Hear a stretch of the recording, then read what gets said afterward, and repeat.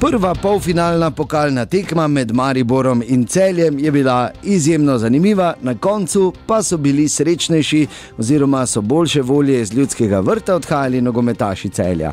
Ampak kaj se je dogajalo? Začelo se je s terensko premočjo Maribora, a prvo lepo priložnostjo za Celjane v 8. minuti Miškić.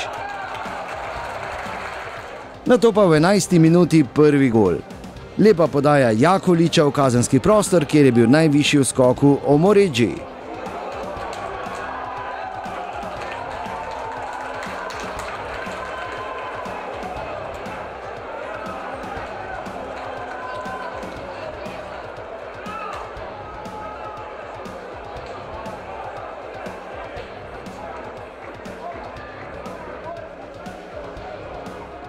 Sledile so minute igre na sredini igrišča, potem pa plejada zapravljenih priložnosti Maribora. Najprej Volaš v 33.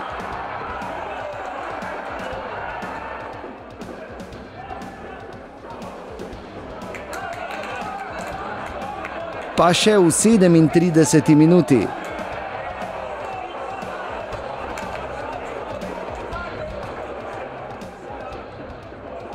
V 39. minuti je skoraj nemogoče zgrešil tudi kapetan Tavares.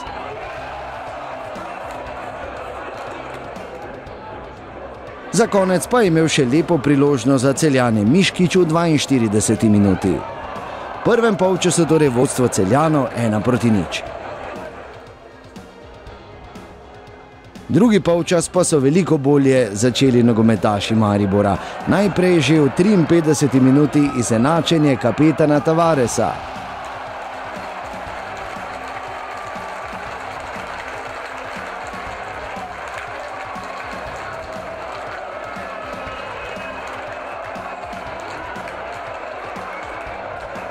Le 13 minut je moralo miniti, da je Maribor vodil z 2:1. Gol je dosegel Dalibor Volaš.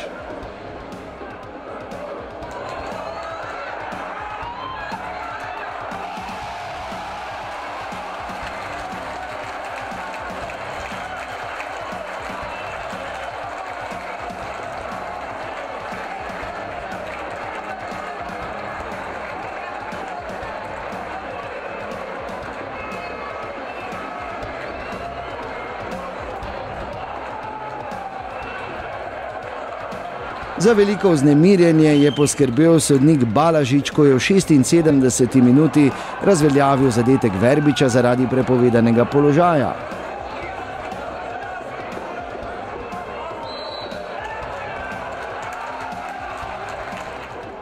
Končnica tekme pa je popolnoma pripadla nogometašem Celja. Najprej je v 88. minuti z vrhunskim golom izenačil Vrhovec.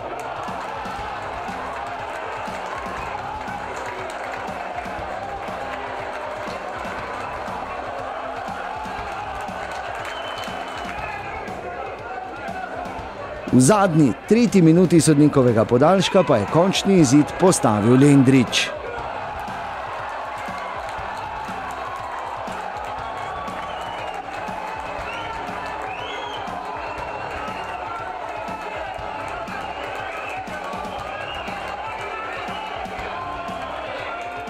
Sploh razumem navijače, da si želijo vsake tekme zmagati. Tudi mi smo tisti, ki si želimo vsako tekmo zmagati, ambiciozni smo dovolj, ampak mimo nekaterih dejstev pa ne gre. Je pokal tisto tekmovanje, v katerem želimo predstaviti mlade igralce, v katerem vračamo poškodovane igralce. Definitivno poraz doma ni dobrodošel, ker želimo vsako tekmo zmagati, ampak pomeni, to je ta kilometrina, katero potrebujejo mladi igralci, da bi lahko jutri tvorili Maribor. Maribor Celje je torej 2:3 in prihodnji torek bo na celjski areni Petrol v povratni tekmi zelo zanimivo. Odločata dve tekme in tako da v prvi tekmi ni odločenega prav ničesar. Mogoče nekoliko lažje, ti omogoča nekoliko boljše izhodišče, ampak ne spremeni dejstva, da se gre vedno na zmago in klub kot Maribor vedno stremimo k zmagam, tako da tudi v povratni preizkušnji. Jaz verjamem, da nam bo uspelo in da se uvrstimo v finale.